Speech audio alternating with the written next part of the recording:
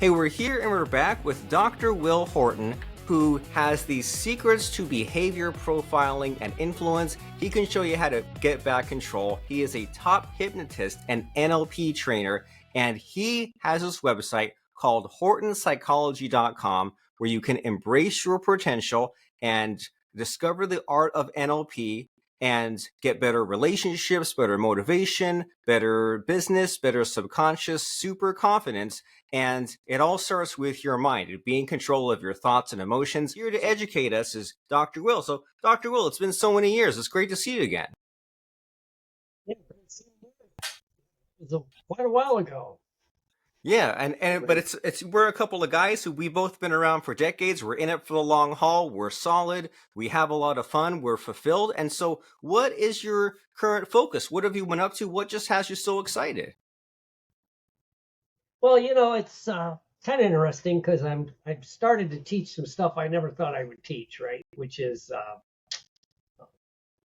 behavior profiling as used by the FBI and the CIA.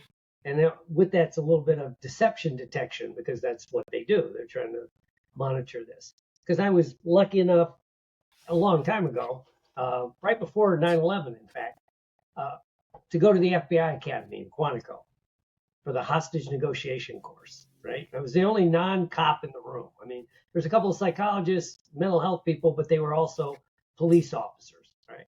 I always say I was the only guy in the room without a gun, right? Sure.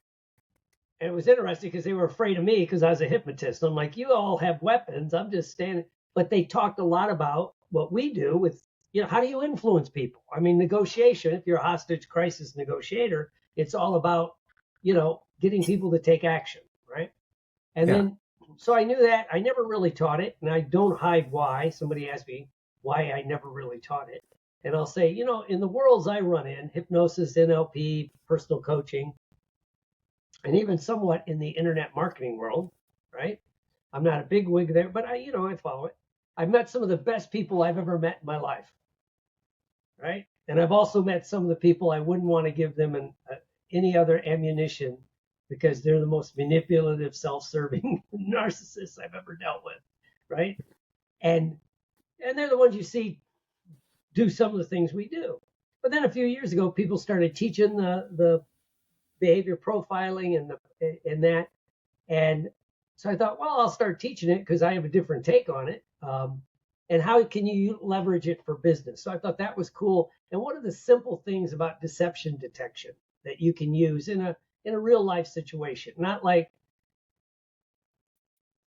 in a true interrogation where they're going to have you in a room, Mr. Plank, for the next 3 hours, grilling you. How can you use it like you're doing an interview with a potential partner, employee, things like that? So what are some of the things? Because a lot of times, as you well know, because you see it in the internet marketing world, there's a generality and then people make that a fact, right? Like for deception detection, I always say in ProStat, if a person's like this, it means they're closed off or they're holding something back, right? Not really. It could be a lot of things. You have to gather different information. And one thing I learned there is it's all about the information you gather, just like in sales. I got to know if I was going to help someone, I need to know what the real problem is, and then I can come in. So, that's why I started teaching it. Plus, I just find it fascinating, this kind of stuff. And it's different than what a lot of people think. It's a lot simpler, but it makes you look at human beings differently, if that makes any sense. It does, and both in the inner and the outer, correct? You get a better handle on human behavior, and when you're first looking into it, you're like, "Ooh, I'll use this to get ahead in business, right? I'll use this to detect a liar or to be more likable." But then it seems like it also leads to a better understanding of yourself and your emotions and everything that goes along with that. Oh yeah, well, and it's like, and one of the things it's based on is what they call social needs. And there's a lot of that out there. Going back to, when I start to teach this, people go, I know all about that. It's Pavlov's social needs, the hierarchy of needs. And I go, no, this is much different. And then every once in a while people default to Tony Robbins and his his needs. This is a little bit different because don't forget, the people that are using this in this way are trying to get people to take the most action in the easiest way, right? And so, because we're social creatures, right? And a lot of this, it really tags into with what I do, because it ties into like what I learned in addiction, how your brain works, right? Why do some people develop a true alcohol or drug addiction? Other people might just drink or drug a little bit too much, but then they can quit. What's the difference? It's how your brain's working, right? And it's the same with these things. And I'll give you a quick overview. There's like, depends how you look at it, 4 to 8, social needs. And I'm going to ask as I explain them, think about people you know, right? Think about people you know, right? Because Robert, you're an intelligent, articulate guy with a vast knowledge of people. You've worked with people. So there's different drivers. And when I point these out,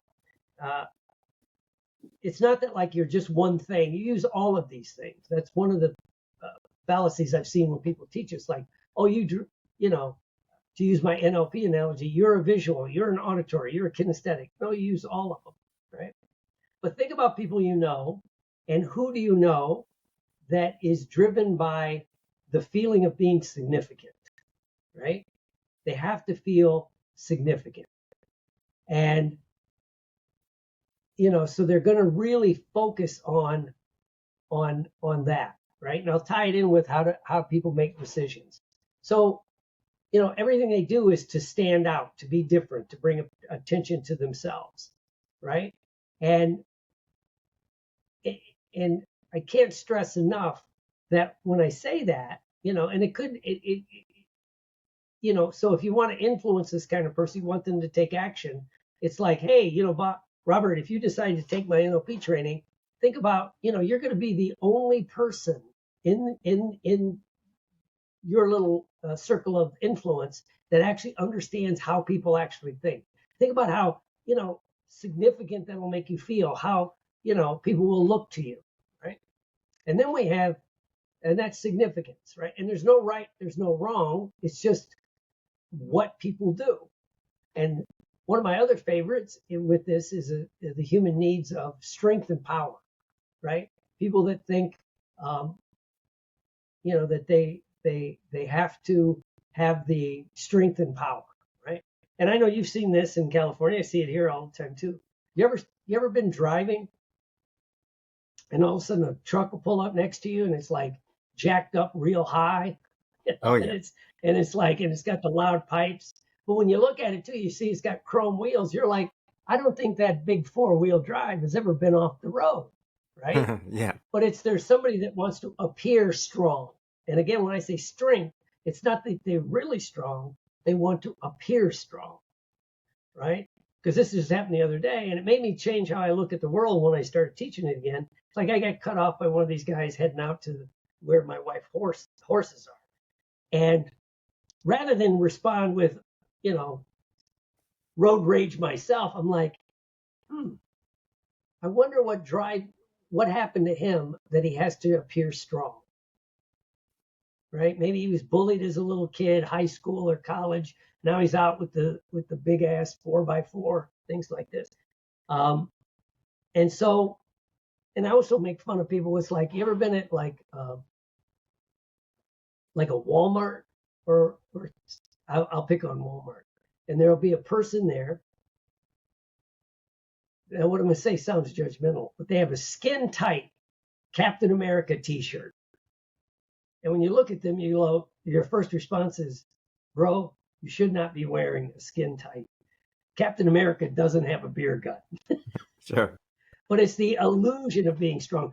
And this one's easy to spot. How many people do you know that like they'll wear like tap out gear, mixed martial art gear? They'll have tap out t-shirts, or they'll get the tattoos like that are very like, I'm strong, I'm powerful, and you're like, okay, right?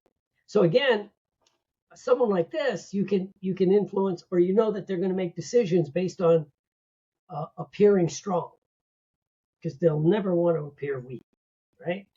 And I just think this stuff is so cool, right? So you have like significance, strength, and power. And with the significance, you've seen this in the business world. A guy will say, they give up everything to be significant at work, right? They'll sacrifice their family to be significant at work. I always remember an example of this when I was going through it. There was a senator who was retiring to be with his family, right? Because he needed to be with his family. Well, his son, they asked him what he thought, and he goes, I don't know. I have no idea. I haven't really talked to him very much in the last 20 years. He's too busy being the senator from the great state of XYZ. He goes, in fact, he missed my high school football games. He didn't make my one graduation, things like that, because he was too busy being significant over here, right? And so people act like this is minor stuff. It will drive everything, right? So you have significance, you have strength and power. And then you have one that I always think is kind of funny, is the people that want to appear smart, right? It's intelligence. They want to appear very smart, right? So they'll have to tell you about, some book that you probably haven't read to make them feel smarter, or they'll correct you if you're slightly wrong, right? And again, it's the illusion of being intelligent or smart. Doesn't mean they're intelligent or smart, but that's important to them. So again, if you're in a sales situation, a motivational situation, you could say to them, you know what, Robert, I'm not sure if you really want this NLP training or the sales training I'm doing, because, it's really only for very smart people. And you seem pretty smart, but I don't know if you really want, and then you could tag it into, because we all have all of these. It's like and your friends will think you're smart because you're on the cutting edge. How many people wish they would have jumped on crypto in 2000? When did they launch that? 2004 or 5, right? Bitcoin, right. You could buy it for pennies, right? Oh, yeah. So only the smart people did that. Now, I'm not saying this is one of those opportunities. Sound like an internet multi-level marketer there. But it's like, so I just think this stuff is so cool. So you have the strength and power, intelligence, the significance. And one of them, and here's one that I know you could think of somebody. God love them. It's usually a family member, but they're driven by pity. They want people to pity them. Oh, if anything can go wrong, it'll go wrong with me. They're always, what's the word I want? They're always want you to have empathy for the thing that it is. Now, if somebody has that and they're telling you how bad it is, they're sick, they're always sick, this is always going on. Now, generally, a lot of us that are more proactive, people that are in like your line of work, my line of work, they'll usually say, oh, what you need to do is make a gratitude list. But I would dare say, and we all get on self-pity every once in a while. When you're in that mode, if somebody tells you make a gratitude list, you probably tell them where to get off. Right. Yeah, it's like, no, I'm not doing this, right? And the way to get in response is go, that's really tough. It's kind of like when I read a research thing that a guy, they go into intelligence. I read a research thing, like when you lose a loved one, and I've lost both my parents and a bunch of friends, because I'm mature. The most effective thing you can say to somebody is it hurts. Yeah. Because like this guy says, when you say to someone, they'll go, I know what you're feeling. Really? What if you feel just relief? Your mom or loved one passed away from cancer, but you're just like, I just feel relief right now. So then you feel guilty about feeling relief, right? So you have all these cool things going on that I absolutely love. So you have that. And then the other ones I throw in, and then I'll tell you like how people make decisions based on this and how the CIA, FBI would use it, right? So again, there's two I kind of put together, which is people that seek they seek approval or acceptance all the time. They'll only do something if everyone else is doing it, right? Okay. So, and when I say people seek approval, most of us seek approval. It's just what we do. But the ones that they ask for approval or permission for something that's, you're like, why would you eat? I always think of when I had my one office, you know, if you were sitting in the chair, there was Kleenex on each side of you and the Kleenex by me.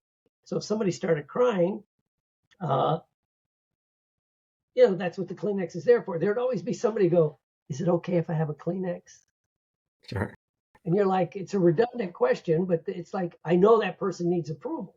So when, you know, and approval and permission, you know, and so if you encourage that, it'll get people to take that.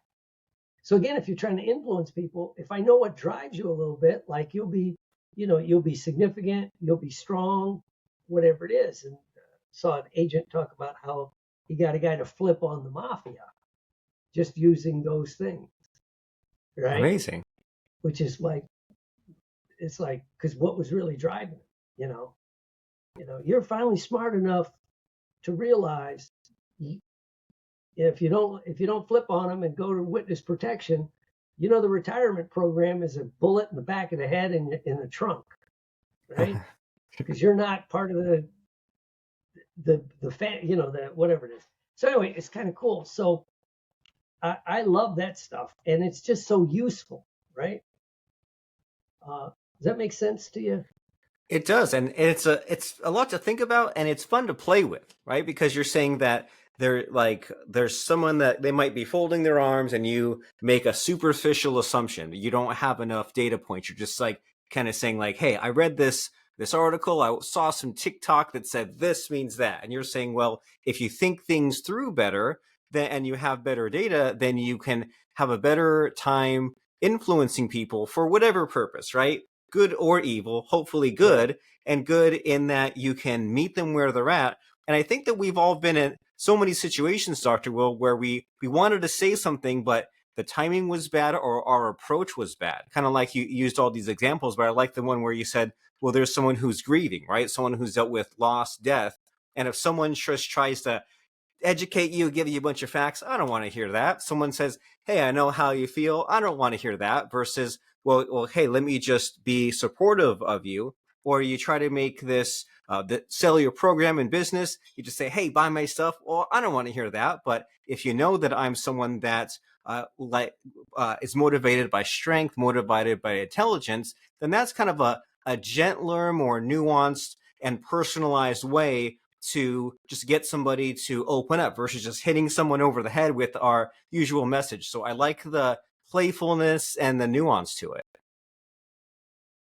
Oh yeah, yeah. And when it comes to, if you want to get into deception detection, one of the things that like the good investigators do and figure out, and I've seen good salespeople do it, they never really ask a question. They'll make a statement, right? And why that's so powerful is if you were asking me a question puts my brain into like alert, if you will, right? But if you make a statement, it lowers that, right? And so, you know, so rather than like a direct accusation, you know, let's say if you think, let's say you're running a store, right? And you think the person's stealing, rather than say, make an accusation, if you made a statement like, did anything interesting happen last night? It's a general question, right? And then what you could do is, and this one gets a lot of people, well, you know, Robert, if someone did take the money, what do you think should happen to them? Right? And then they'll want to correct the record. Right? They'll go, well, you know, sometimes you got to look at maybe what's going on in their lives. Maybe they have stress, rather than like, you know, generally if it's like, well, shit, if they stole the money, put them in jail. You know, it's a da. So, you know, this kind of stuff, to me, it just shows the power of it, right?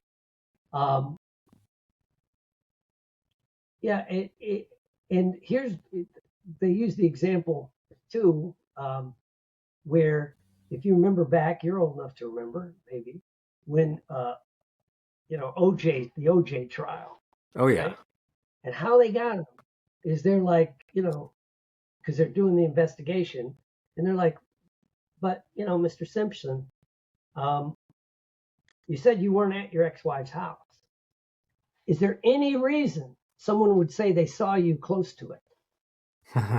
Right? And if it was a true denial, your natural instinct is going to be, no, none that I can think of. No, it should be fine. Rather than, well, sometimes I cut, and here's what he actually said. Sometimes I cut through the neighborhood because, her neighborhood and his were, I don't know, Brentwood area, but, all of that. And so then, maybe somebody saw, it's like, okay, then they can keep digging, right?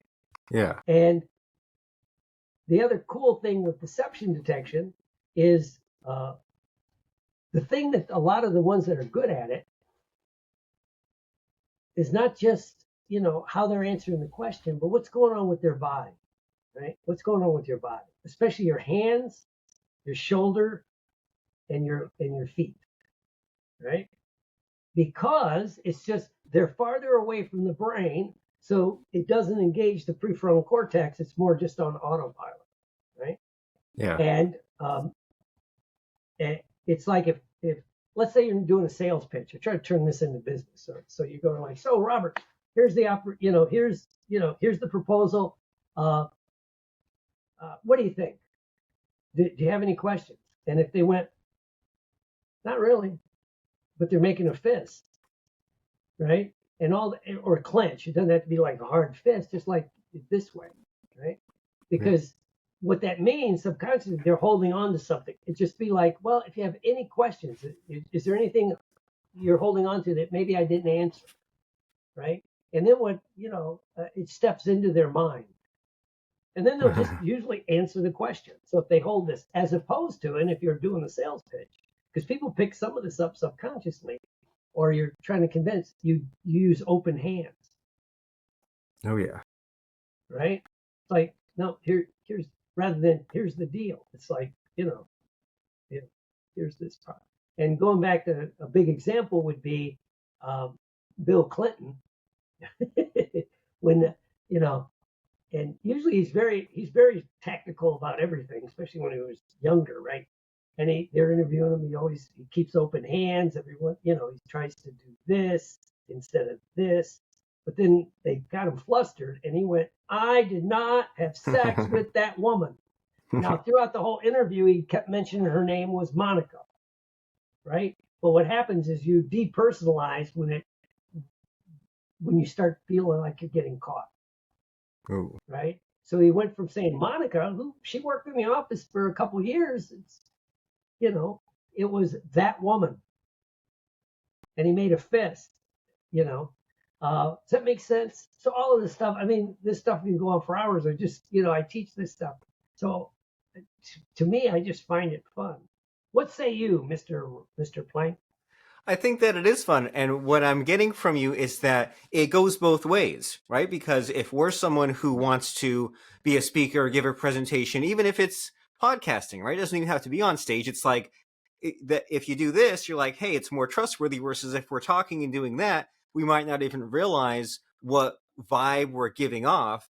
And then you're giving me all these cool flashbacks because in an in-person event, it's always fun if someone's across the room and their feet are pointed towards you and they don't realize, and you're like, hey, that person's sort of someone who wants to talk to me, or they're snooping on me and they don't even realize that I know because their feet are pointed at me and they think that they're not giving away anything. And there was politician John Edwards who was kind of caught in a similar Bill Clinton kind of thing where he slept with some woman and he says, I don't know that woman. I've never slept with her. And when he was behaving one way, and then when he was lying, his tell was the head kept shaking. So I can see how it's a lot of fun to notice these things and pick up on them, all in service of, like we said earlier, having all multiple data points. Like one little tell or one little thing doesn't necessarily give away the whole ball game, but you keep noticing these sorts of patterns and you say, hey, this person is perhaps communicating more to me than they intend to. And that's great if we're spotting a liar, or that's also great if we want to better communicate back to them and solve their problem or get them to open up to us more. And so, like you said, it's just a podcast. It's fun to get a taste and idea of what you're all about, so that way we can find out more. And in these last few minutes here, Dr. Will, I want to make sure that there's room to talk about the addiction issue, which for some people, it's really personal and it can get really deep and heavy. So it's up to you how far you want to go with it. But as far as addiction and what you've done and what you've seen, like what has your journey been like in regards to the whole mental addiction issue? Okay, thanks for asking. Well, it's the thing that got me into this world. I never started out to be a psychologist or an alcohol and drug counselor or coach or any of that, right? An addiction took away a couple of careers, a military and an acting career. And, it took me a while to get a handle on it. So then I started like, this is fascinating stuff, what we know, what we don't know. And in the last 20 years, it's phenomenal. It kind of got my juices going again. Because it's real quick. What's the difference between somebody who just drinks too much, or you're like an alcoholic, right? Or somebody smokes a little weed versus a true drug addict, right? It seems like, well, the metrics are pretty close. You're using a substance even though it's causing problems, but some people can just quit, right? Other people can't, right? And they started looking at addictions when they went backwards, back to Vietnam, by the way, where at the height of the Vietnam War, 20-something% of the soldiers in combat over there were abusing drugs and alcohol. It was rampant, right? There was hashish, there was heroin, there was marijuana everywhere. Alcohol was flown in by the military. So people were self-medicating. So they were gearing up. What are we going to do with all these people with these alcohol and drug problems coming back into the United States? Oh, and by the way, we've trained them how to use weapons and explosives. No. Right? It's not a good scenario. But so they were like all freaking out. But what they found, most of the people that came back just quit. They just quit after a little bit of a reacclimation period. They just quit. But a smaller subsection, 8% or so, right, couldn't quit. And then they started looking at, well, what's the difference? Why could, you and I were in the same unit. We were doing the same things. We come back, you get back with your girlfriend and you get your job and everything's fine, and I spend the next 4 years in and out of rehab, right? And it's what it has to do is with the brain, right? And what it is for years they thought it was a social thing. It used your prefrontal cortex. You're just not thinking it through and things. So what they did is, and the study is easy to find, they put people in an MRI and they have them relax and say, think about whatever your favorite drink is, a beer, a drink, whatever it is, right? Now, most people, their prefrontal cortex lights up and they'll think about it, right? In your case, since you're in California, 3-hour time frame, you might, a cocktail would be good or a couple of beers, but, I want to take my kid for a walk later. I got crap to do. No, I'll just skip it now, right? It's also why people age out. You and I talked about that. It's like they just go, no, so they think about it. But other people, the ones that can't quit, when you have them relax and think about having a drink or smoking that joint, something different happens. Their prefrontal cortex goes dark. They're not thinking of, hey, the last time I drank, I went to jail or my wife threw me out. All they're thinking about is the drink, and it lights up their midbrain, and they go into survival mode. Unless you have it, you'll never understand what a craving is. It's not like a drink would be good. It's like, if I don't get a drink, I'll die, right? Because even though, like, I still do work in places, and people talk about like, oh, how many people die from withdrawals? Not very many at all. The number one drug people die from in withdrawals is alcohol. It's not fentanyl. It's not heroin. It's alcohol. But when you need it, they call it dope sick, right? Because your brain's saying, I need this to stay alive. So you'll do anything. You'll sacrifice friends, family, career, do behavior. So that's the difference, right? And so it makes it a different way to attack the problem and what really seems to help. So, and again, this kind of tags into all the other stuff that I've been blessed to do since I started doing this. I go, oh, okay.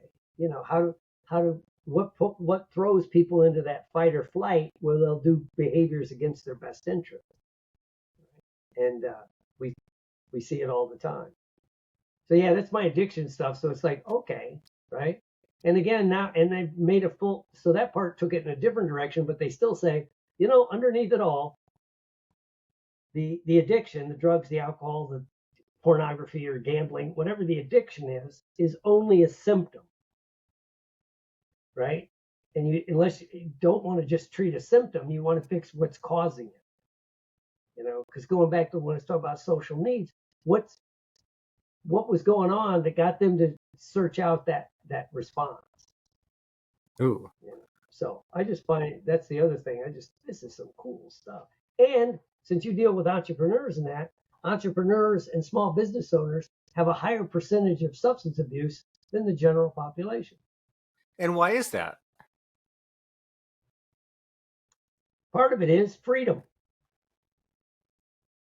They got to get up tomorrow and be at the office at 8, unless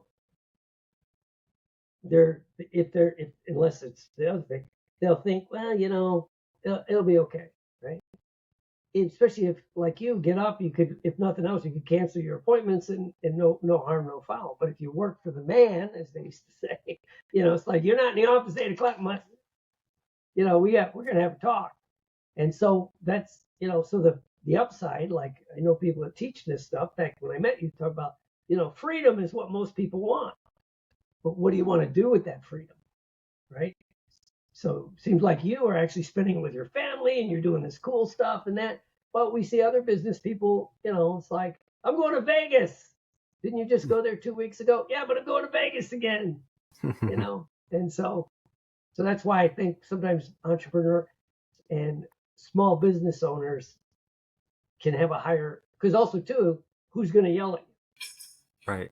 What will the consequences be? Yeah. And so you said a helpful phrase in there, which is, what will you do with it? Right. And so when someone kind of has a very basic beginner knowledge of addiction, as you laid out for us with the midbrain issue and things that motivate us, it's like, well, what you can do with it is nothing, and just be like, hey, I learned an interesting fact, and it's nothing you put to use. You can use it for bad or evil, or you can use it for good, right? You can use this awareness of your own motivating factors and your own deception detection, both in you noticing and what you might be giving off, to be a better communicator, to change and enrich some lives, and to raise your profile, get your message out. And I think that if these tools are applied properly, then they can really make life a lot better, higher quality, and more fulfilling. And so if someone says, man, this guy, Dr. Will, he laid out like 5 to 7 really amazing insights in this podcast, and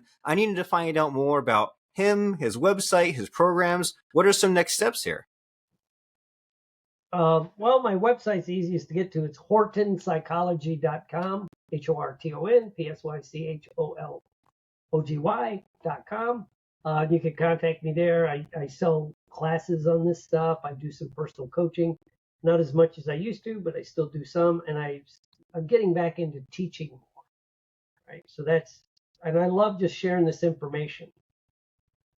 And I can tell. And I love how you make it fun, right? You don't just list out a bunch of psychology facts. You've told us stories. You put us in scenarios. You talked about being the only guy in the room without a gun. You said, hey, don't you know someone who behaves this way? And that's a lot more satisfying than just learning a bunch of facts as if it's a classroom. I love your teaching style and your personality. And you said that this website is hortonpsychology.com, where you can embark on a journey that transcends conventional learning. And you don't just learn, but you transform under the guidance of a master, which is Mr. Dr. Will Horton. And on that webpage, hortonpsychology.com, there's a very excellent ebook you can grab called The Power of State, where he shares the 6 human needs you must meet in order to develop persuasive confidence. And we touched on a few, but if we were to just list it like an encyclopedia, like bullet points, that's not exciting, right? We're here on a podcast going through a specific order of importance. And the first one is to just